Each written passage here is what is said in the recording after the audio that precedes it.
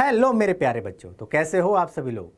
बच्चों, उम्मीद करते हैं आप सभी लोग स्वस्थ होंगे, मस्त होंगे, तंदुरुस्त होंगे और अपनी अपनी पढ़ाई में पूरी तरीके से व्यस्त होंगे। मैं मनमोहित, आपका हिंदी अध्यापक डाउटनट के इस बेहतरीन प्लेटफॉर्म पर सभी विद्यार्थियों को बहुत बहुत वेलकम करता हूं। तो फटाफट से आ जाइए, जुड़ जाइएगा और सबसे पहला काम करना है, आपने चैनल को करना है सब्सक्राइब। जी हाँ बच्चों, लाइक करो, शेयर करो, सब्सक्राइब करो, क्योंकि आपकी ही तरह बहुत सारे ऐसे बच्चे हैं जो पढ़ना चाहते हैं, जिनको प्लेटफॉर्म की तलाश है। तो भाई हिंदी हब आपको प्रोवाइड करा रहा है कक्षा 10वीं और कक्षा 12वीं का हिंदी का कोर्स, और वो भी फ्री ऑफ कॉस्ट। जी हाँ बच्चों, तो फटाफट से इसको शेयर कर दो। और आज की हमारी जो क्लास है बहुत स्पेशल होने वाली है, क्योंकि भाई आज की हमारी इस पाठशाला में जो शुरुआत करेंगे वो कक्षा 12वीं के पहले अध्याय से। जी हाँ बच्चों, गद्य खंड की शुरुआत कर रहे हैं। उत्तर प्रदेश बोर्ड यानी यूपी बोर्ड का गद्य खंड प्रथम अध्याय जो है राष्ट्र का स्वरूप। जी हाँ भाई, लेखक हैं वासुदेव शरण अग्रवाल। जी हाँ बच्चों, तो भाई प्रथम अध्याय है, प्रथम अध्याय शुरू करें। इससे पहले मैं दोबारा से रिक्वेस्ट करूंगा, इसको कर दो शेयर, लाइक करो, शेयर करो, सब्सक्राइब करो। और भाई एक काम और करना है कि भाई मैं जो मेहनत कर रहा हूं, किसके लिए कर रहा हूं? आपके लिए कर रहा हूं। तो आपने भी क्या करना है भाई, पेन और कॉपी के साथ बैठना है। पेन और कॉपी के साथ अगर बैठोगे तो देखो इससे होता क्या है, मैं अपनी हर क्लास में बच्चों को जरूर बताता हूं कि भाई पेन और कॉपी से साथ अगर बैठते हो, अगर आप वीडियो देख रहे हो, ऑनलाइन क्लास देख रहे हो, ऑफलाइन क्लास देख रहे हो, आप जिस भी प्लेटफॉर्म पर देख रहे हो, जहां पर भी देख रहे हो, तो आपने करना क्या है, एक ऐसी आदत बनाओ कि पेन और कॉपी के साथ बैठो। इससे होता क्या है कि चीज़ें अगर आपको समझ में आती हैं, उनको अगर आप नोट डाउन करते हो तो साथ ही साथ आपके बन गए नोट्स बन गए, राइटिंग अच्छी हो जाती है, सुंदर हो जाती है, लिखावट के भी, सुंदर लिखावट के भी आपको क्या मिलते हैं, अंक मिलते हैं। क्लियर है? आपकी स्पीड अच्छी बन जाती है। इसी स्पीड के अभाव में आप एग्ज़ाम के अंदर एक दो प्रश्न छोड़कर आते हो नहीं आते हो, आपको आता है लेकिन फिर भी छूट जाता है, समय से पहले आप नहीं कर पाते हो। तो ये किसकी वजह से होता है? ये लिखने की आदत के ना होने की वजह से होता है। तो आज से, अभी से अगर ये आदत डालोगे तो आगे जब आप कंपटीशन की तैयारी करोगे, आईएएस आईपीएस में जब आप एग्ज़ाम देने जाओगे तो भाई बड़ा लिखना पड़ता है। और अभी से आदत नहीं डाली, आगे चल के परेशानी होने वाली है, दिक्कत होने वाली है। इस परेशानी से निजात दिलाने के लिए आपको बार बार बोला जाएगा कि भैया आपने पेन कॉपी पेंसिल के साथ बैठना है। क्लियर हो गया? बात समझ में आ गई? कर दें शुरुआत? चलो जी, कर देते हैं शुरुआत। क्लियर? चलो भाई कर देते हैं शुरुआत। तो शुरुआत से पहले एक किस्से, लेखक के जीवन परिचय से। आप जब भी कोई क्लास अटेंड कर रहे हो, जब भी आप कोई पाठ पढ़ रहे हो, तो भाई आप अगर गद्य खंड में अगर पढ़ रहे हो तो सबसे पहले लेखक का परिचय आता है, जीवन परिचय आपको आएगा।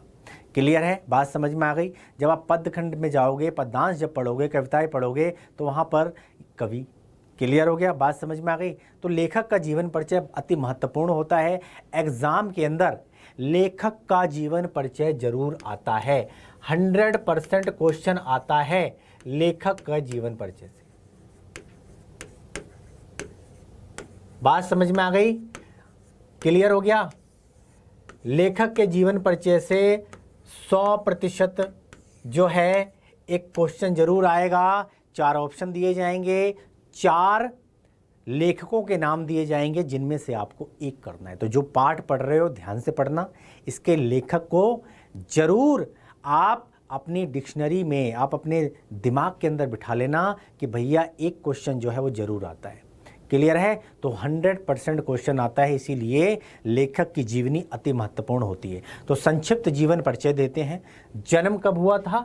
जन्म इनका हुआ था 7 अगस्त 1904 को। ये जन्म का वर्ष याद रखना। ये जन्म का वर्ष, लेखक का जन्म के वर्ष, मृत्यु का वर्ष, कहाँ शिक्षा ली, दीक्षा ली, कौन कौन सी रचनाएं हैं, कौन कौन सी कृतियाँ हैं, कौन सा मान सम्मान पुरस्कार, यही लेखक के जीवन परिचय में आता है। क्लियर? एक शॉर्ट में फटाफट कर देते हैं। 7 अगस्त 1904 में इनका जन्म हुआ था। जन्म स्थान के बारे में पूछा जाएगा तो मेरठ में जगह पड़ती है। क्लियर? उत्तर प्रदेश में मेरठ एक जगह है जहाँ पर इनका जन्म हुआ था, और इनको PhD और डीलिट की उपाधि से सम्मानित किया गया है। क्लियर हो गया? भाषा इनकी विषयानुकूल, प्रौढ़ और परिमार्जित खड़ी बोली। शैली की बात करी जाए विचारात्मक, गवेषणात्मक और व्याख्यात्मक शैली में लिखा करते थे। प्रमुख रचनाएं की अगर बात करी जाए, पृथ्वीपुत्र, भारत की एकता, कल्पवृक्ष, माता भूमि, वागधारा। मृत्यु कब हुई थी इनकी? 27 जुलाई 1967 ईस्वी को इनकी मृत्यु हुई थी। क्लियर है? जन्म का पता चल गया। अब मृत्यु का वर्ष भी आपको याद होना चाहिए। साहित्य में क्या स्थान रखते हैं? तो साहित्य में भैया निबंधकार के रूप में, टीकाकार के रूप में, साहित्यिक ग्रंथों के कुशल संपादक के रूप में भाई इन्होंने ख्याति अर्जित की। ये इनका छोटा सा जीवन परिचय। क्लियर है? जब आप शॉर्ट में जब आप याद कर लोगे, जब आपको समझ में आ जाएगा, तो आप 4-4 लाइनें अपनी तरफ से इसमें बड़े आसानी के साथ ऐड कर दोगे। क्लियर है? संक्षिप्त जीवन परिचय से ही आप 1 से 1.5-2 पेज आराम से लिख सकते हो। क्लियर हो गया? बात समझ में आ गई? चलो अब आइए साहित्यिक उपलब्धियों के बारे में बात करी जाए तो जीवन परिचय किस तरीके से। भारतीय संस्कृति और पुरातत्व के विद्वान वासुदेव शरण अग्रवाल का जन्म वर्ष 1904 में उत्तर प्रदेश के मेरठ जिले के खेड़ा नामक ग्राम में हुआ था। इनके गांव का नाम पूछा जाएगा तो बता देना, खेड़ा ग्राम में हुआ था। खेड़ा ग्राम कहाँ है? मेरठ में है। और मेरठ कहाँ है? मेरठ उत्तर प्रदेश में। क्लियर हो गया? क्लियर? काशी हिंदू विश्वविद्यालय से स्नातक करने के बाद MA, PhD तथा D.Litt की उपाधि इन्होंने लखनऊ यूनिवर्सिटी से प्राप्त की। क्लियर? उन्होंने पाली, संस्कृत, अंग्रेजी आदि भाषाओं एवं उनके साहित्य का गहन अध्ययन किया है। क्लियर है? हिंदी के साथ साथ पाली, संस्कृत, अंग्रेजी भाषाओं का इनको भरपूर ज्ञान था। क्लियर? इसी के साथ साथ ये काशी हिंदू विश्वविद्यालय के भारतीय महाविद्यालय में पुरातत्व एवं प्राचीन इतिहास विभाग के अध्यक्ष भी रहे थे। क्लियर है? हिंदू यूनिवर्सिटी के अंदर हिंदू विश्वविद्यालय, काशी हिंदू विश्वविद्यालय के भारतीय महाविद्यालय में पुरातत्व एवं प्राचीन इतिहास विभाग के अध्यक्ष रहे। और वासुदेव शरण अग्रवाल दिल्ली के राष्ट्रीय संग्रहालय के भी अध्यक्ष रहे। क्लियर है? और हिंदी की इस महान विभूति का वर्ष 1967 में स्वर्गवास हो गया। क्लियर है? बात समझ में आ गई? आगे लेके चलते हैं। साहित्यिक सेवाओं की अगर बात करी जाए तो भाई इन्होंने कई ग्रंथों का संपादन व पाठ शोधन भी किया। जायसी के पद्मावत की संजीवनी व्याख्या और बाणभट्ट के हर्षचरित का सांस्कृतिक अध्ययन प्रस्तुत करके इन्होंने हिंदी साहित्य को गौरवान्वित किया। क्लियर हो गया? इन्होंने प्राचीन महापुरुषों जैसे श्री कृष्ण, वाल्मीकि, मनु आदि का आधुनिक दृष्टिकोण से बुद्धि संगत चरित्र चित्रण प्रस्तुत किया। क्लियर हो गया? बात समझ में आ गई? और ये इंसान तभी कर सकता है जब वो अपने काम में निपुण हो, दक्ष हो। क्लियर है? तो उच्च कोटि के लेखकों में इनकी गिनती होती है।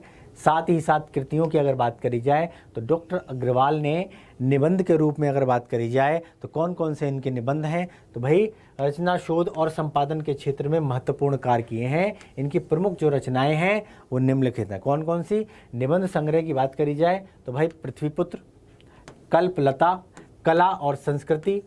क्लियर है?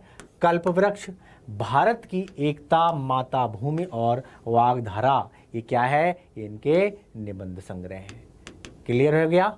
इसी तरीके से शोध की बात करी जाए, पाणिनिकालीन भारत पे इन्होंने शोध की है। संपादन की अगर बात करी जाए तो भाई जायसीकृत पद्मावत की संजीवनी व्याख्या, बाणभट्ट के हर्षचरित की सांस्कृतिक इन्होंने अध्ययन, और इसके अतिरिक्त इन्होंने संस्कृत, पाली और प्राकृत के अनेक ग्रंथों का भी संपादन किया है। तो इस तरीके से संपादन के रूप में भी इन्होंने काफ़ी अच्छी खासी ख्याति प्राप्त की। चलो भाषा शैली की अगर बात करी जाए तो हर किसी कवि का, लेखक का, कवित्री का, लेखिका का अपनी अपनी शैली होती है। तो इनकी शैली, भाषा शैली की बात करी जाए तो डॉक्टर अग्रवाल की भाषा शैली उत्कृष्ट एवं पांडित्यपूर्ण थी। काफ़ी अच्छे जानकार थे ये, और इनकी भाषा शुद्ध तथा परिकृष्ट खड़ी बोली है। क्लियर? और इन्होंने अपनी भाषा में अनेक प्रकार के देशज शब्दों का यहाँ पर प्रयोग किया है। क्लियर है? देशज शब्दों का यहाँ पर प्रयोग किया है, और जिसके कारण इनकी भाषा अत्यंत सरल, सुबोध और व्यावहारिक लगती है। भाई एक चीज़ बताइए, एक व्यक्ति जिस पृष्ठभूमि में पला है, बड़ा है, अगर वो उस भाषा का अपने जो लोकल लैंग्वेज जो होती है, अगर उसी में अगर वो अनुवाद करता है, किताबें लिखता है, कृतियाँ लिखता है, रचनाएं लिखता है, तो सामने वाला व्यक्ति जो उन रचनाओं को पढ़ता है, उन लेखों को पढ़ता है, उन कविताओं को पढ़ता है, उनके द्वारा लिखे हुए जितने भी लेख बुक्स वगैरह हैं, किताबें वगैरह हैं, जिस भी भाषा में लिखी गई हैं, तो उसको अच्छे तरीके से समझ में आ जाता है। उसको ये लगता है कि लिखने वाला भी अपने जैसा ही है, यानी कि लोकल लैंग्वेज में लिखने का इतना फ़ायदा होता है। इन्होंने प्राय उर्दू, अंग्रेजी आदि की शब्दावली, मुहावरों, लोकोक्तियों का प्रयोग नहीं किया है।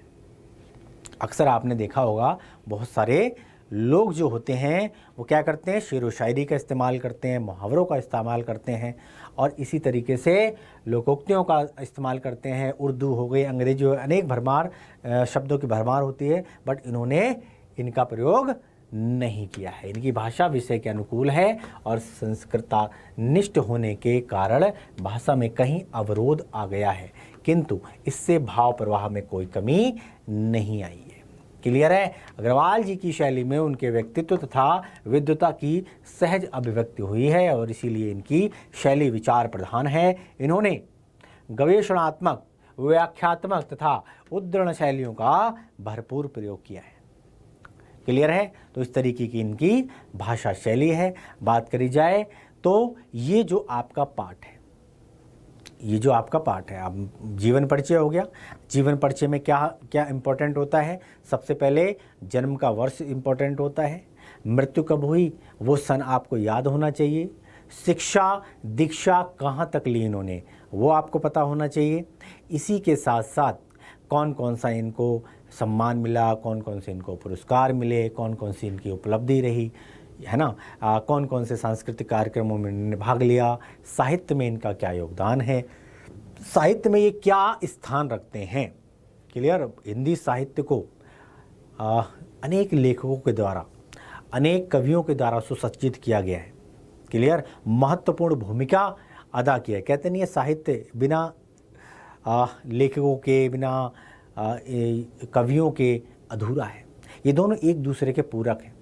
क्लियर? तो हिंदी साहित्य में अपने स्थान को बरकरार रखना, अपनी एक अलग छाप छोड़ना, ये तमाम कवियों, तमाम लेखकों के लिए बड़ा ही, है ना, अति महत्वपूर्ण रहा है और इन्होंने हिंदी साहित्य को उत्कृष्ट यानी कि ऊंचे स्थान पर ले जाने का भरसक प्रयत्न किया है। अब पाठ की बारी है। जो प्रस्तुत पाठ निबंध है, जो ये राष्ट्र का स्वरूप, ये इनके पृथ्वी पुत्र नामक निबंध संग्रह से लिया गया है। इनकी रचनाएं और कृतियां की बात करी थी, उसी में एक रचना थी, कृति थी, कौन सी थी, क्या था, पृथ्वी पुत्र, है ना। ये निबंध संग्रह से लिया गया है और इस निबंध में लेखक ने बताया है कि राष्ट्र का स्वरूप 3 तत्वों से मिलकर बना है। क्लियर? राष्ट्र का स्वरूप क्या होना चाहिए? आप राष्ट्र को किस नज़र से देखते हो? आपके मन में राष्ट्र के प्रति क्या भावना है? और राष्ट्र किन से चीज़ों से मिलकर बना है? केवल नाम लेने से, केवल लिख देने से क्या हम राष्ट्र का निर्माण कर सकते हैं? नहीं, बिल्कुल नहीं। लेकिन राष्ट्र का स्वरूप 3 तत्वों से मिलकर बनता है, इस निबंध में लेखक ने बताया है। और ये 3 तत्व कौन कौन से हैं? पहला है पृथ्वी, दूसरा है जन और तीसरा है संस्कृति। यानी कि पृथ्वी, भूमि, ये धरा जिस पर हम रह रहे हैं। चलिए, इस भूमि पर हमने जन्म लिया, ये हमारी धरती माँ है और दुनिया का इकलौता ऐसा देश है भारत, जहाँ अपने देश को भारत माता का दर्जा प्राप्त है ना। माँ और बेटे का जैसे संबंध होता है, एक माँ ने एक पुत्र को जन्म दिया तो माता और पुत्र का जो संबंध होता है, क्लियर है, इसी तरीके से भारत माता का और हमारा ये पिता, माता और पुत्र का संबंध यहाँ पर दिखाया गया है। क्लियर? तो पृथ्वी, जन का मतलब क्या है? जन यानी कि लोग, जनता, आप और हम जन में आते हैं। इसी तरीके से हम लोग अलग अलग संस्कृति, हमारी जो संस्कृति है, हमारी जो परंपराएं हैं, हमारी जो सोच है ना, पौराणिक वेद, पुराण, उपनिषद, है ना, सदियों से चला आ रहा है।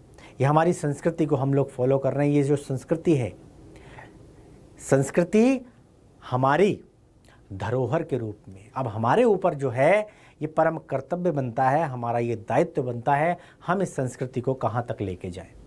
क्लियर? तो ये पृथ्वी, जन और संस्कृति, ये तीन क्या हैं? राष्ट्र के तीन तत्व हैं। क्वेश्चन अगर आएगा तो तीन तत्व को बताना है आपको, पृथ्वी, जन और संस्कृति। पृथ्वी को माता के रूप में मानना और स्वयं को पृथ्वी का पुत्र मानना राष्ट्रीयता की भावना के उदय के लिए अति आवश्यक है।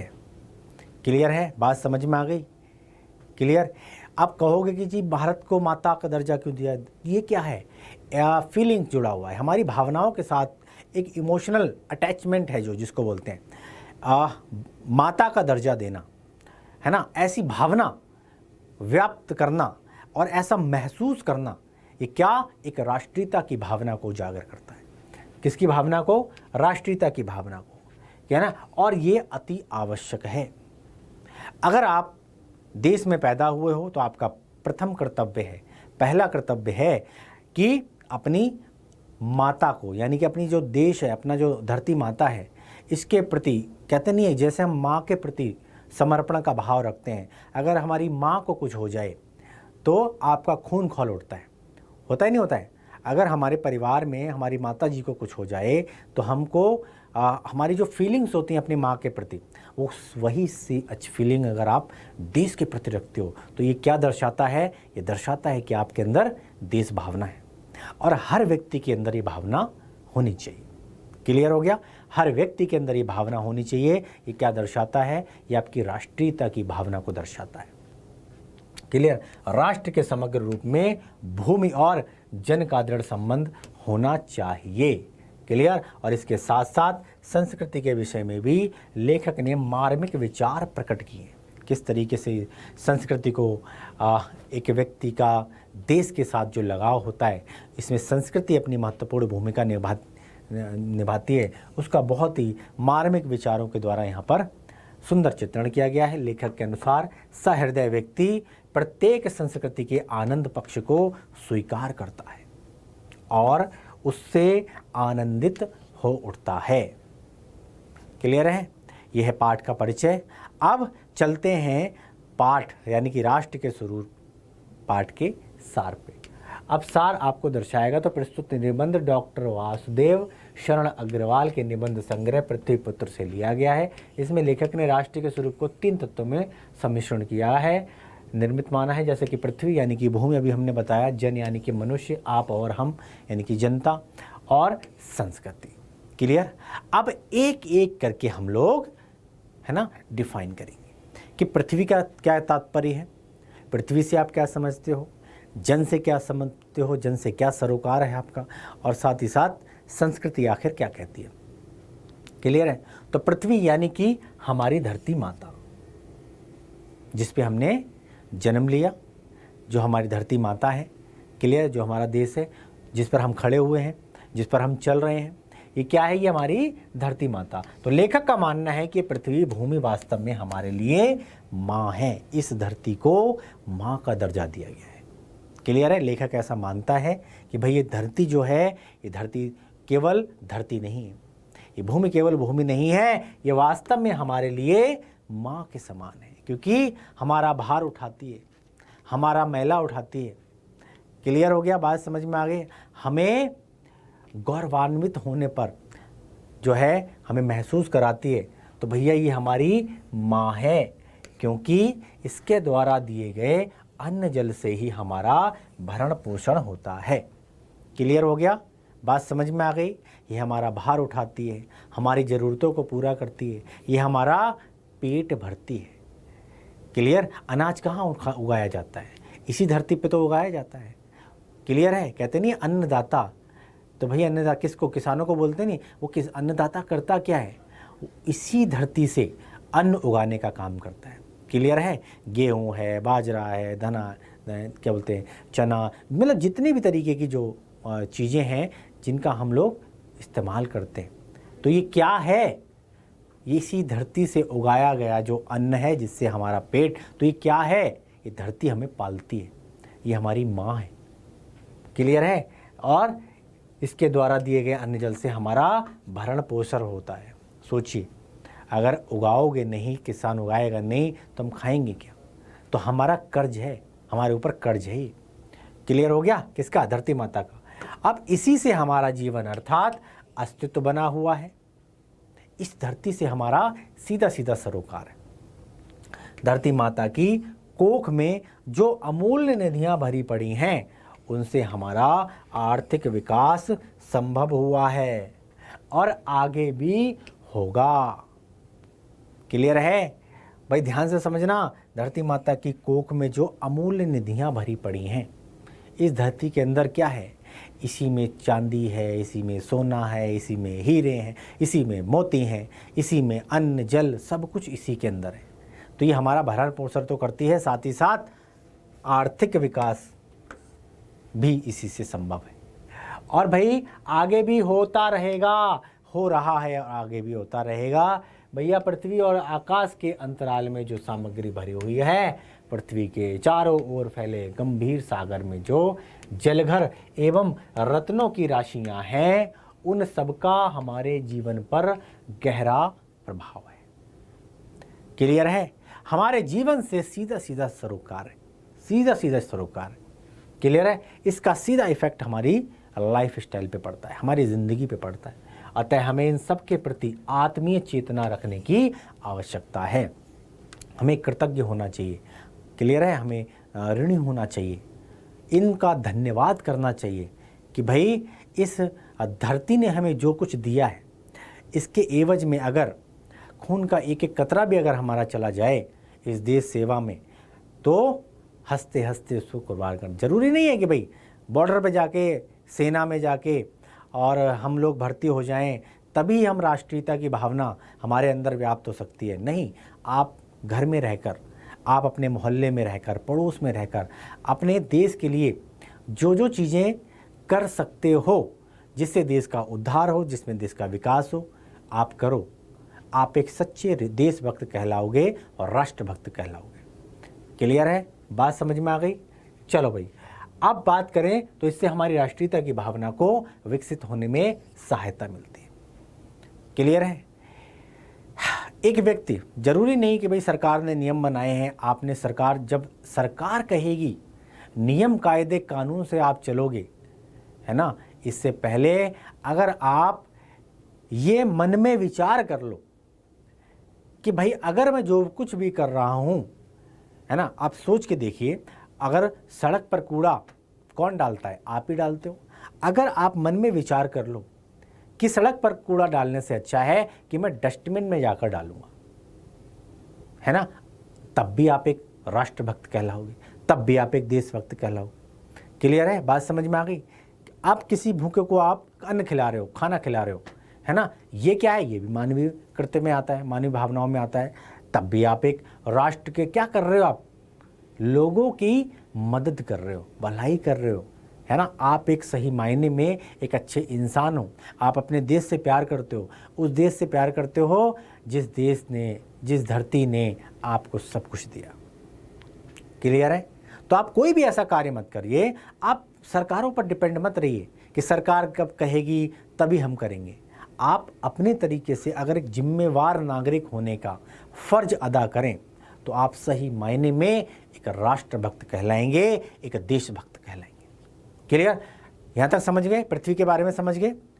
क्लियर हो गया? पृथ्वी हमारा भरण पोषण करती है, पृथ्वी हमें पालती है, और पृथ्वी की गर्भ में जो भी चीज़ें हैं उन सब से हमारा एक तो लालन पालन होता है और साथ ही साथ हमारा आर्थिक विकास भी उन चीज़ों से संभव है।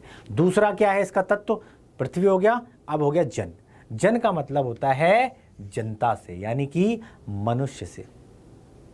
पृथ्वी हो गई, अब पृथ्वी पर कोई मनुष्य ही नहीं रहेगा तो क्या राष्ट्र का निर्माण होगा?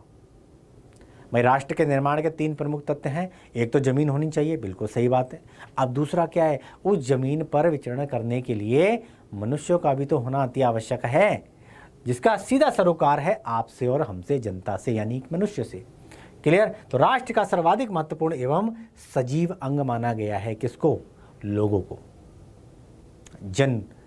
जनता को। जनता कहते हैं जनता जनार्दन। तो लेखक का मानना है कि पृथ्वी अर्थात भूमि तब तक हमारे लिए महत्वपूर्ण नहीं हो सकती जब तक इस भूमि पर निवास करने वाले जन को साथ में जोड़कर न देखा जाए। अगर इस धरती पर लोग ही नहीं होंगे तो बताइए कैसे चलेगी, कैसे चलेगी दुनिया, बताइए। तो भाई लोगों का होना अति आवश्यक है, इसीलिए इसको सर्वाधिक महत्वपूर्ण और सजीव अंग माना गया है। क्लियर हो गया, बात समझ में आ गई। अब पृथ्वी माता है और इस पर रहने वाले जन अर्थात मनुष्य इसकी संतान है। मैंने क्या बताया अभी, पृथ्वी धरती हमारी माता है और हम क्या हैं, हम इस धरती की संतान हैं। क्लियर है। तो माँ और पुत्र का हमारा नाता है। क्लियर हो गया, बात समझ में आ गई है ना। तो भाई जनों का विस्तार व्यापक है और इनकी विशेषताएं भी विविध हैं और वस्तुतः जन का महत्वपूर्ण सर्वाधिक है और राष्ट्र जन से ही निर्मित होता है। राष्ट्र किससे निर्मित होता है भाई, जन से ही निर्मित होता है। क्लियर है भाई, जन के बिना राष्ट्र की कल्पना असंभव है। जन के बिना राष्ट्र की कल्पना असंभव है। जब तक लोग नहीं होंगे तब तक एक राष्ट्र का निर्माण कैसे हो सकता है ना। इसकी कल्पना करना भी असंभव है। क्लियर। ये जन अनेक उतार चढ़ाव से जूझते हुए, कठिनाइयों का सामना करते हुए आगे बढ़ने के लिए कृत संकल्प रहते हैं। भाई अनेक परेशानियां आती हैं, अनेक परेशानियां आती हैं, अनेक दुविधाएं आती हैं, मन में अनेक तरीके के विचार आते हैं, है ना। जब चार लोग आपस में होते हैं तो चारों के विचार अलग अलग होते हैं, होता ही नहीं होता है। एक व्यक्ति दूसरे, जरूरी नहीं है कि आपकी बात से सामने वाला भी सहमत हो। क्लियर। ऊपर वाले ने उसको एक अलग, है ना, अलग विचार के साथ उसको पैदा किया है। वो एक अलग व्यक्ति है, वो जरूरी नहीं आप ही की तरह सोचे। क्लियर है। तो हर व्यक्ति के विचार अलग अलग हो सकते हैं। क्लियर। तो जूझते हुए, कठिनाइयों का सामना करते हुए आगे बढ़ने के लिए कृत संकल्प है। हर कोई व्यक्ति आगे बढ़ने की चाह रखता है। हर व्यक्ति के अपने अपने विचार होते हैं, हर व्यक्ति अपनी तरीके से सोचता है, लेकिन हमारे ही समाज में, हमारे ही बीच वो रहता है। क्लियर है। इन सब के प्रति आत्मीयता की भावना हमारे अंदर और राष्ट्रीयता की भावना को सुदृढ़ करती है। अब जरूरी नहीं है कि सामने वाले ने आपकी बात नहीं मानी तो आप उससे लड़ाई कर लो, आप उससे दुश्मनी कर लो। क्लियर है। नहीं, आपने अपनी बात रखी, उसने अपनी बात रखने का सुअवसर प्रदान करो। क्लियर है। इंसान के काम आओ, इंसान की मदद करो, मानवीयता की भावना यहाँ पर रखो। क्लियर है। इंसान इंसान के काम आए, यही सबसे बड़ा धर्म है ना। और यही सबसे बड़ी और राष्ट्रीयता की भावना है। क्लियर हो गया, क्लियर हो गया। तो भाई दूसरा तत्व क्या था, जनता, जनार्दन। क्लियर है। भूमि हो गई, पृथ्वी हो गई, पृथ्वी के बाद उस पर रहने वाले लोग हो गए, दूसरा महत्वपूर्ण तत्व। और तीसरा क्या है, संस्कृति। संस्कृति जीवन की श्वास क्रिया। क्लियर है, क्लियर हो गया भाई। लेखक का मानना है कि यह संस्कृति ही जन का मस्तिष्क है। क्लियर। और संस्कृति के विकास एवं अभ्युदय के द्वारा ही राष्ट्र की वृद्धि संभव है। जैसे जैसे संस्कृति का विकास होता है वैसे वैसे बुद्धि का विकास होता है। क्लियर है। एक संस्कृति ही होती है जो हमें एक दूसरे के साथ जोड़े रखती है, एक माला में पिरोने का कार्य करती है। क्लियर है। इस संस्कृति के माध्यम से ही हम लोगों एक दूसरे से कनेक्ट रहते हैं, जुड़े रहते हैं। हमारे अंदर प्रेम का वातावरण, प्रेम की भावना व्याप्त होती है, तो एक सूत्र में बांधने का काम करती है। क्या, यही हमारी संस्कृति। क्लियर है। तो तीसरा महत्वपूर्ण तत्व है हमारी संस्कृति। जिस संस्कृति में हम पले बढ़े, जिस संस्कृति में हम लोग पैदा हुए, है ना, हमारा परम कर्तव्य बनता है कि हम इस संस्कृति को अपनी आने वाली पीढ़ी को देकर जाएं। क्लियर हो गया। अब अनेक संस्कृतियों के रहने के बावजूद सभी संस्कृतियों का मूल आधार पारस्परिक सहिष्णुता एवं समन्वय की भावना है। क्लियर? अनेक देशों के बारे में आपने सुना होगा, भारत इकलौता ऐसा देश है जहाँ पर कदम कदम पर अगर आप जाओगे, हर 10-20 किलोमीटर पे जो है अलग अलग बोली, पहनावा, संस्कृति, सभ्यता सब कुछ बदल जाती है। अगर कोई कश्मीर से कन्याकुमारी तक जा रहा है तो आपको अनेक संस्कृतियों के दर्शन होंगे, अनेक प्रकार के खान पान आपको चखने का मौका मिलेगा, साथ ही साथ रहन सहन, बोली, भाषा सब कुछ बदल जाएगी। क्लियर है? और अगर कोई बाहर का व्यक्ति अगर भ्रमण करता है तो उसको लगेगा कि मैं भारत में ही, एक देश में नहीं हूँ बल्कि भारत के अंदर ही अनेक देशों का भ्रमण करने आ गया हूँ। क्लियर है? तो अनेक संस्कृतियों से हमें क्या सबक सीखने के लिए मिलता है ना? हर संस्कृति जो है वो सहिष्णुता और समन्वय की भावना व्यक्त करती है। क्लियर है? हर कोई व्यक्ति जो है उसका मूल मंत्र एक ही होता है, लोगों को आपस में कनेक्ट करना, एक दूसरे का प्रेम के रूप में एक दूसरे का जो है सहयोग करना, एक दूसरे की बातों को सुनना, समझना और इस संस्कृति के माध्यम से कनेक्ट रहना। क्लियर? यही हमारे बीच पारस्परिक प्रेम एवं भाईचारे का स्रोत है। क्लियर है? बात समझ में आ गई? आपने देखा होगा कि भाई घर के अंदर 4 लोग होते हैं, मनमुटाव हो जाता है और लोग बिखर जाते हैं, लेकिन हर सांस्कृतिक कार्यक्रम जैसे हुआ तो भाई भाई से गले मिलता है ना? तो ये क्या है? ये पारस्परिक प्रेम को बढ़ावा देता है।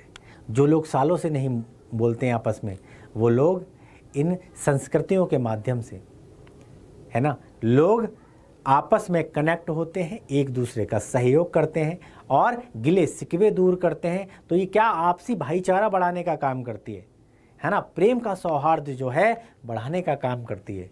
क्लियर? और इसका सबसे बड़ा स्रोत है और इसी से राष्ट्रीयता की भावना को बल मिलता है और इससे कहीं ना कहीं राष्ट्र की भावना जो होती है वो मन में व्याप्त होती है। लेखक का मानना है कि सहृदय व्यक्ति प्रत्येक संस्कृति के आनंद पक्ष को स्वीकार करता है और उससे आनंदित होता है। क्लियर? हर व्यक्ति, हर संस्कृति, बहुत सारे लोग होते हैं जो अलग अलग संस्कृतियों को देखने में, समझने में, उनको अपनाने में बड़े ही उत्सुक रहते हैं। वो क्या करते हैं? अपनी संस्कृति के अलावा दूसरी संस्कृति का सम्मान करते हैं, सहयोग करते हैं। क्लियर? उनको बढ़ाने का प्रयत्न करते हैं। क्लियर है? और आनंद होते हैं यानी कि खुश होते हैं। लेखक का मानना है कि भाई अपने पूर्वजों से प्राप्त परंपराओं, रीति रिवाजों को बोझ न समझकर उन्हें सहर्ष स्वीकार करना चाहिए। माता पिता डांट रहे हैं, माता पिता कुछ कह रहे हैं और हमको वो बुरा लग रहा है। आपको नहीं पता कि आपसे पहले आपके माता पिता का जन्म हुआ है, आपसे पहले आपके माता पिता ने पूरी दुनिया देखी है। तो अगर आपको कुछ चीज़ बता रहे हैं, आपको कुछ चीज़ समझा रहे हैं, तो आपके भले के लिए कर रहे होंगे। क्लियर है? बात समझ में आ गई? और बच्चे को अक्सर जब ये लगने लगे कि भाई नहीं, हमारे माता पिता हमारा बुरा चाहते हैं, अहित चाहते हैं, रोकते हैं, टोकते हैं, तो भाई आपको एक चीज़ समझ में आ जानी चाहिए, माँ बाप, दुनिया में माँ बाप ही एक ऐसे व्यक्ति होते हैं जो कभी भी अपनी औलाद का बुरा नहीं चाहते। क्लियर है? तो उनसे जो संस्कार हमको मिले, उन संस्कारों को बड़ा सहेज कर रखना चाहिए, बड़ा सहेज कर रखना चाहिए। ये संस्कार हमारे काम आएंगे। क्लियर है? बात समझ में आ गई? हमें आने वाली हमारी जो पीढ़ी है उस तक वो संस्कार हमारी जिम्मेदारी बनती है, हमारा परम कर्तव्य बनता है। जो माँ बाप ने हमें सिखाया, जो माँ बाप ने हमें समझाया, जो माँ बाप ने हमें सीख दी, हम आने वाली पीढ़ी को वो देकर जाएं। ये हमारा परम कर्तव्य है। क्लियर है? ये हमारा उत्तरदायित्व है। बात समझ में आ गई? तो अपने परंपराओं का सम्मान करना चाहिए, अपनी रीति रिवाजों को सहेज कर रखना चाहिए। क्लियर है? इनसे मुंह नहीं मोड़ना चाहिए। आजकल देखा गया है पाश्चात्य संस्कृति की तरफ हम लोग भाग रहे हैं, विदेशी संस्कृति को अपना रहे हैं और हमारी संस्कृति दुनिया के अंदर सबसे पुरानी संस्कृति को लोग छोड़ते हुए जा रहे हैं। ये बड़ा दुर्भाग्य है इस देश के लिए। नौजवान पीढ़ी इस चीज़ को नहीं समझती है ना। गीता में क्या लिखा है, रामायण में क्या लिखा है, महाभारत, गीता, हमारे वेद, उपनिषद, ये जो जितनी भी चीज़ें हैं ये हमें क्या जीवन का सार बताती हैं। और हम लोग इन सबको छोड़कर हम लोग विदेशी संस्कृति को अपना रहे हैं। और आज विदेश के जो लोग हैं वो हमारे यहाँ आते हैं, संस्कृत पढ़ते हैं, कर्मकांड करते हैं, पूजा पाठ करते हैं और हमारी संस्कृति दुनिया में अपनाई जा रही है। ये हमारे लिए परम सौभाग्य की बात है। और वहीं हमारा दुर्भाग्य देखो कि हमारे अपने ही लोग इस संस्कृति को भूल रहे हैं। क्लियर है? चलो, पर उन्हें भविष्य की उन्नति का आधार बनाकर ही और राष्ट्र का स्वाभाविक विकास संभव है। अगर देश का उद्धार करना है, अगर देश को उन्नति के शिखर पर लेकर जाना है तो अपनी संस्कृति को बढ़ावा देना होगा, अपनी संस्कृति को अपनाना होगा, अपनी संस्कृति को आगे की तरफ लेकर जाना होगा। क्लियर है? यहाँ तक समझ में आ गई बात? तो पाठ के सार के अनुसार हमने क्या समझा, क्या सीखा कि भाई और राष्ट्र के 3 प्रमुख तत्व होते हैं। 3 प्रमुख तत्वों से मिलकर राष्ट्र बनता है, जिसमें भूमि होती है, भूमि पर चलने वाले लोग होते हैं और साथ ही साथ हमारी संस्कृति होती है। क्लियर है? तीनों से मिलकर एक राष्ट्र का निर्माण होता है। क्लियर है? तीनों ही अति आवश्यक हैं और तीनों ही जो है बहुत ही महत्वपूर्ण है एक राष्ट्र के लिए। चले भाई आगे बढ़ें। अब इसी के आधार पर, गद्यांशों के आधार पर कुछ प्रश्न और उत्तर आपसे पूछ लिए जाएंगे। क्लियर है? तो अब क्या कर देंगे, अब हम प्रश्न और उत्तर का अभ्यास करेंगे। किस तरीके से? तो पहले मैं आपको बता दूं, प्रश्न पत्र में यानी कि जो आप परीक्षा दोगे इस प्रश्न पत्र में गद्य भाग से 2 गद्यांश दिए जाते हैं। कितने आते हैं? 2 गद्यांश आएंगे अथवा करके, यानी कि पहला वाला अथवा ये, यानी कि पहला और दूसरा 2 गद्यांशों में ने आपने एक करना होता है। क्लियर है? जिनमें से किसी एक पर आधारित 5 प्रश्नों के उत्तर आपने देने होते हैं। क्लियर है? और प्रत्येक प्रश्न 2 अंक का होता है। क्लियर हो गया? 2 × 5 = 10, यानी कि 10 नंबर आपके पक्के एक गद्यांश से। 2 गद्यांश में से एक करना होता है और इस गद्यांश के 5 उत्तर होते हैं। प्रत्येक प्रश्न के 2 अंक, 5 नंबर के जो 5 प्रश्न होते हैं वो प्रत्येक के 2 अंक होते हैं। क्लियर हो गया? तो 10 अंकों का आपका ये गद्यांश है। अभी हमने पढ़ा, पूरी तरीके से पढ़ा। अब इसी के आधार पर क्या है, हमको उत्तर देने हैं। क्लियर हो गया? बात समझ में आ गया? चलो भाई, तो पहला क्या है, प्रस्तुत गद्यांश किस पाठ से लिया गया है और उसके लेखक कौन है? प्रस्तुत गद्यांश का राष्ट्र का स्वरूप पाठ से लिया गया है तथा इसके लेखक वासुदेव शरण अग्रवाल है। ये आपका उत्तर हो जाएगा। क्लियर है? प्रस्तुत गद्यांश में लेखक ने किस बात पर बल दिया है? तो प्रस्तुत जो गद्यांश है इसमें लेखक ने राष्ट्र का या देश के प्रति प्रथम महत्वपूर्ण तरज भूमि या धरती के रूप, उपयोगिता एवं महिमा के प्रति सतर्क रहने तथा उसे समृद्ध बनाने की बात पर यहाँ पर बल दिया है। क्लियर है? इसी तरीके से लेखक ने हमारे कर्तव्य के प्रति क्या विचार यहाँ पर प्रस्तुत किए गए हैं। तो लेखक के अनुसार ये धरती या भूमि अनंत काल से है और जिसका निर्माण देवताओं ने किया है। इस भूमि के भौतिक स्वरूप, उसके सौंदर्य एवं उसकी समृद्धि के प्रति सतर्क एवं जागरूक रहना हमारा परम कर्तव्य है। क्लियर है? अगला प्रश्न है, राष्ट्रीयता की भावना कब निर्मूल मानी जाती है? तो लेखक के अनुसार हमारी समस्त राष्ट्रीय विचारधाराओं की जननी वस्तुतः पृथ्वी या धरती है। कोई भी राष्ट्रीयता यदि अपनी धरती से नहीं जुड़ी हो तो उस राष्ट्रीयता की भावना को निर्मूल एवं निराधार माना जाता है। क्लियर है? निर्मूल और पल्लवित शब्दों में क्रमशः उपसर्ग और प्रत्यय छांट कर लिखना है। तो निर्मूल में निर हो जाएगा उपसर्ग। क्लियर हो गया? और पल्लवित में इत हो जाएगा प्रत्यय। क्लियर है? उपसर्ग क्या होता है? ये शब्द के शुरुआत में होता है। उपसर्ग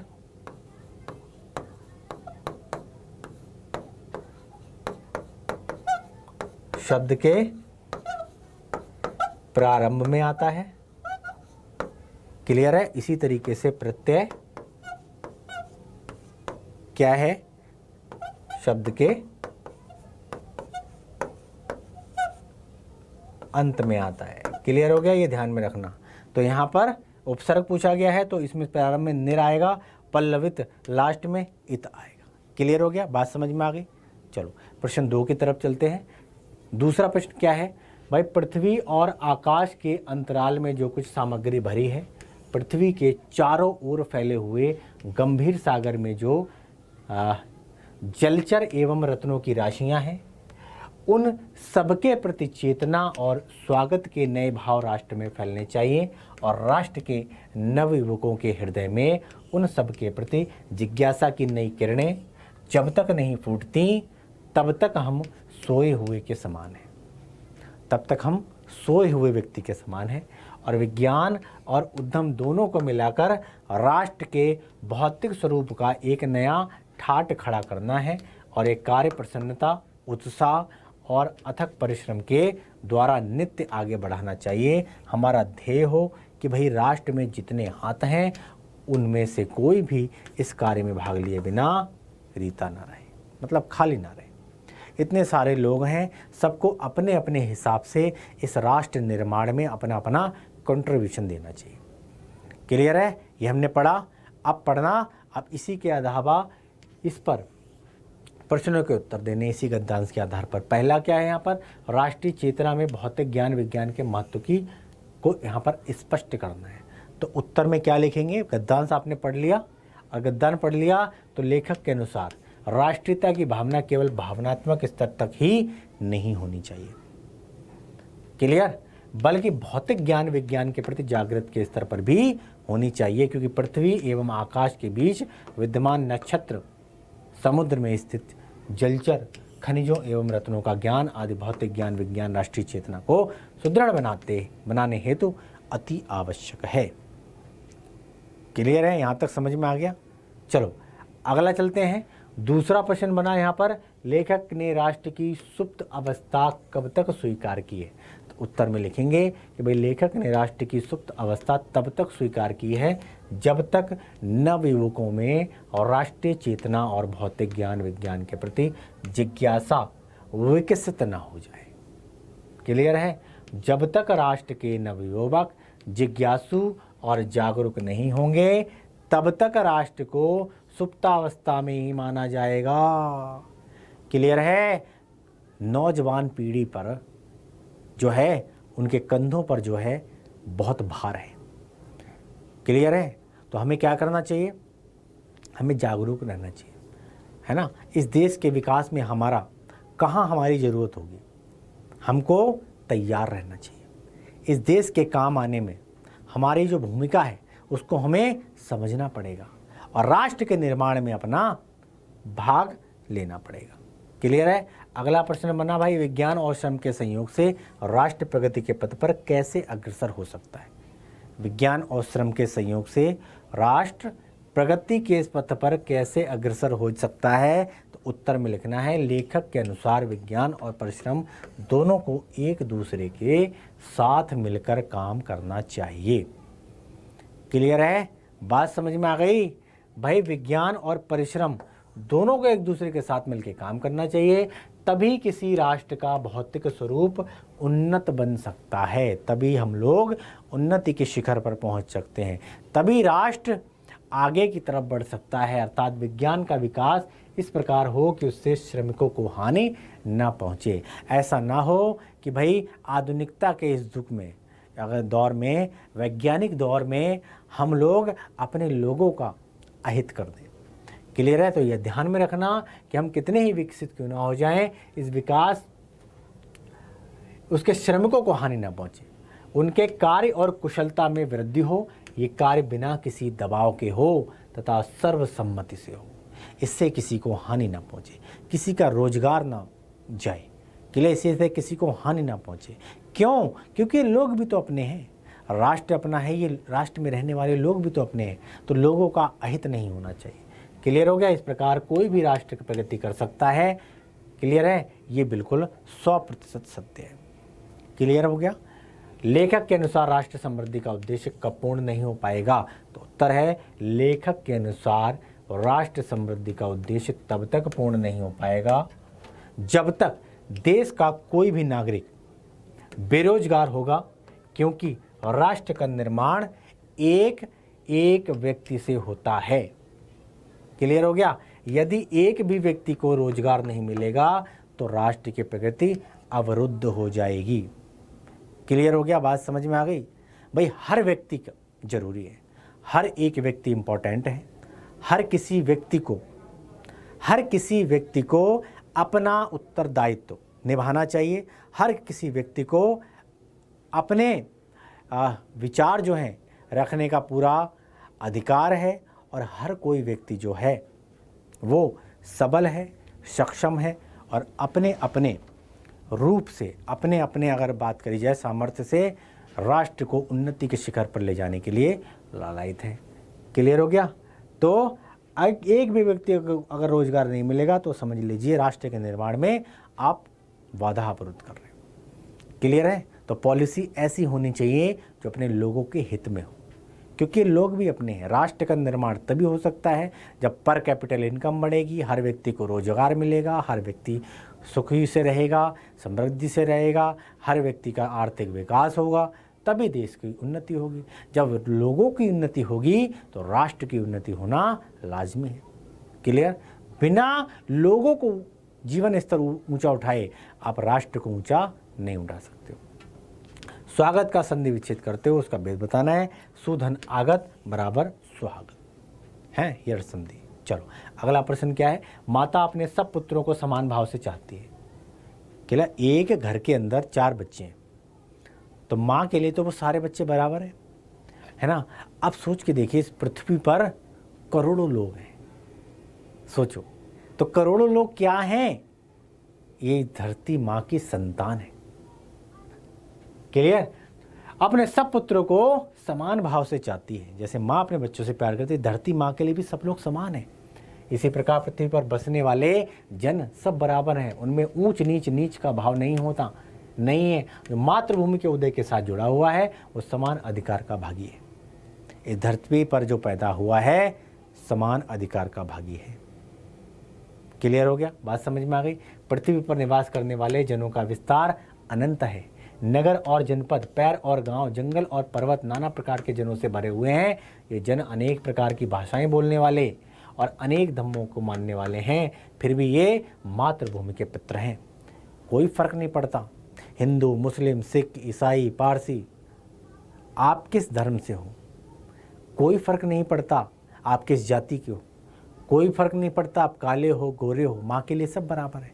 इस ईश्वर की संतान है हम लोग, उस ईश्वर की संतान हैं। इस धरती माँ के पुत्र हैं भैया, सब पुत्र बराबर हैं, सब मातृभूमि के पुत्र हैं, और इस कारण उनका सौहार्द भाव अखंड है। सभ्यता और रहन सहन की दृष्टि से जन एक दूसरे से आगे पीछे हो सकते हैं, किंतु इस कारण से मातृभूमि के साथ उनका जो संबंध है उसमें कोई भेदभाव उत्पन्न नहीं हो सकता। क्लियर हो गया? पृथ्वी के विशाल प्रांगण में सब जातियों के लिए समान क्षेत्र हैं। ये धरती हमारी माँ है, इसका इतना विस्तृत क्षेत्र है कि भाई हम जहाँ भी जा सकते हैं, हमारे को विचरण करने का अधिकार है, समानता का अधिकार है, और संविधान में भी हमें ये अधिकार मिले हुए हैं। तो माता के लिए सारे पुत्र बराबर होते हैं। एक पुत्र के लिए भाई इस पृथ्वी पर समान विचरण करने का सुअवसर है। कहीं भी आ सकते हैं, कहीं भी जा सकते हैं, और किसी भी क्षेत्र में आगे बढ़ने का काम कर सकते हैं। समन्वय के मार्ग से भरपूर प्रगति और उन्नति करने का सबको एक जैसा अधिकार है। क्लियर है? यहाँ तक चीज़ें समझ में आ गई। अब आपने क्या किया? पद्यांश पढ़ा। अब इस पद्यांश के आधार पर उस प्रश्न के उत्तर देने होंगे आपके। 5 प्रश्न मिलेंगे आपके, और प्रत्येक प्रश्न 2 अंक का होगा। इस तरीके से 10 अंक हो इस पद्यांश में मिल जाएंगे आपको। क्लियर हो गया?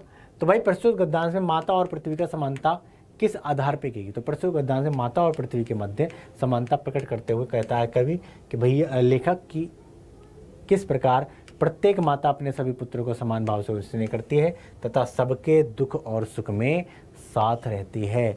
माता के लिए सभी पुत्र एक समान हैं, काला हो, गोरा हो, छोटा हो, बड़ा हो, कम कमाता हो, ज़्यादा कमाता हो, माँ किसी भी पुत्र में भेदभाव नहीं करती है। क्लियर है? उसी प्रकार पृथ्वी भी अपने सभी पुत्रों अर्थात पृथ्वीवासियों को, जिसमें सभी छोटे बड़े प्राणी शामिल हैं, प्यार देती है, दुलार देती है, इनकी ज़रूरतों को पूरा करने में सहयोग देती है। क्लियर है? बात समझ में आ गई? तो यहाँ जितने भी जन हैं, जितने भी भारत माँ के लाल हैं, भारत माता के लिए सब लोग बराबर हैं। हम भारत माता की संतान हैं और भारत माता हम सभी से उतना ही प्यार करती है जितना एक माँ अपने पुत्र से करती है। क्लियर हो गया? बात समझ में आ गई? चलो अगला प्रश्न है, प्रगति और उन्नति करने का सबको एक जैसा अधिकार है, ये लेखक का इससे क्या आशय है? भाई प्रगति और उन्नति करने का सबको समान अधिकार है, तो प्रस्तुत पंक्ति से लेखक का आशय है कि व्यक्ति अमीर हो या गरीब, प्रगतिशील हो या पिछड़ा, सभी में मातृभूमि के लिए समान प्रेम भाव होता है। अब कोई व्यक्ति अमीर है तो क्या ऐसा होगा कि अमीर व्यक्ति अपनी मातृभूमि से ज़्यादा प्यार करे, गरीब व्यक्ति जो है वो भारत माँ की मातृभूमि से अपना कम प्यार करे? भाई अमीर गरीब, छोटा बड़ा, काला गोरा, है ना, सब अपने सामर्थ्य के अनुसार अपनी मातृभूमि से प्यार करते हैं। क्लियर है? संसार के समस्त प्राणियों को प्रकृति व उन्नति करने के लिए मातृभूमि समान अवसर प्रदान करती है।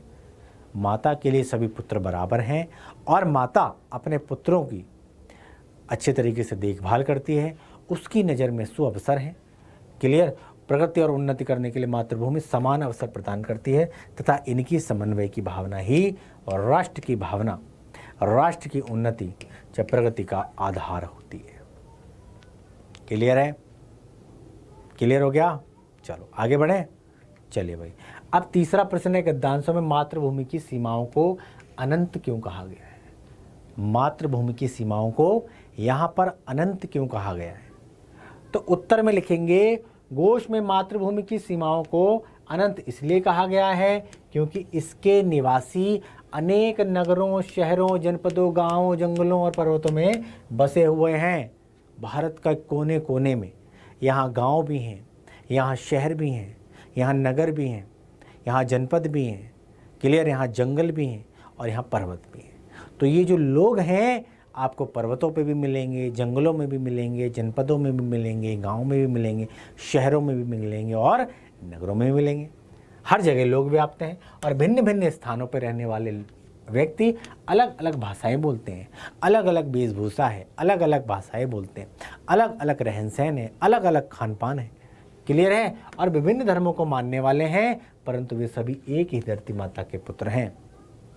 क्लियर? भारत माँ कभी नहीं पूछती कि आप हिंदू हो, मुस्लिम हो, सिख हो, ईसाई हो, आप क्या खाते हो, क्या पहनते हो, क्या बोलते हो। भारत माता के लिए सब लोग एक समान है। इस धरती के लिए सब लोग एक समान है। इस धरा पर जो भी विचरण कर रहा है, चाहे वो शहर से हो, चाहे वो गांव से हो, नगर से हो, देहात से हो, जिले से हो, कस्बे से हो, कहीं से भी हो, माँ के लिए सब बराबर है। क्लियर है? प्रस्तुत गद्यांश के माध्यम से क्या संदेश मिलता है? एक मैसेज छुपा हुआ है। हर व्यक्ति अपने आप में एक सक्षम होता है। इस लेख के माध्यम से अगर बात करी जाए तो इसमें एक मैसेज छुपा हुआ है। मैसेज क्या है? तो भाई प्रस्तुत गद्यांश में लेखक ने राष्ट्र को विभिन्न महत्वपूर्ण अंगों का विवेचन करते हुए हमें संदेश दिया है कि समानता का व्यवहार करते हुए हमें अपनी धरती माता की निस्वार्थ भाव से सेवा करनी चाहिए। क्या करनी चाहिए? निस्वार्थ भाव से, मतलब इसमें कोई स्वार्थ नहीं होना चाहिए, निस्वार्थ भाव से सेवा करनी चाहिए। साथ ही साथ हमको ये नहीं देखना चाहिए कि इसमें मेरा क्या बेनिफिट है, अगर मैं करूँगा तो इसमें मुझे क्या मिलेगा, तो फिर तो आपका स्वार्थ हो गया। क्लियर? आप जो भी कर रहे हो अपनी मातृभूमि के लिए कर रहे हो। क्लियर? इसमें अच्छा क्या है, बुरा क्या है, क्या भला क्या बुरा, कुछ नहीं। क्लियर हो गया? जो कर रहे हो अपनी देश के हित में कर रहे हो। बात समझिए, इसमें आपका खुद का स्वार्थ नहीं होना चाहिए। ऐसी भावना होनी चाहिए हमारे अंदर। ऐसे भाव हमारे अंदर आ गए तो भाई वही राष्ट्र प्रेम है, वही देश प्रेम है और वही एक राष्ट्र के निर्माण में आपको आगे लेकर जाएगा। चलो अगला है मातृभूमि शब्द का समास विग्रह करते हुए इसका भेद लिखना है। मातृभूमि, माता की भूमि, क्या है ये? तत्पुरुष समास। क्लियर हो गया? बात समझ में आ गई? चलो आगे बढ़े। चलो आगे, राष्ट्र का तीसरा अंग है जन। क्लियर है? जन की संस्कृति ये तीसरा अंग है।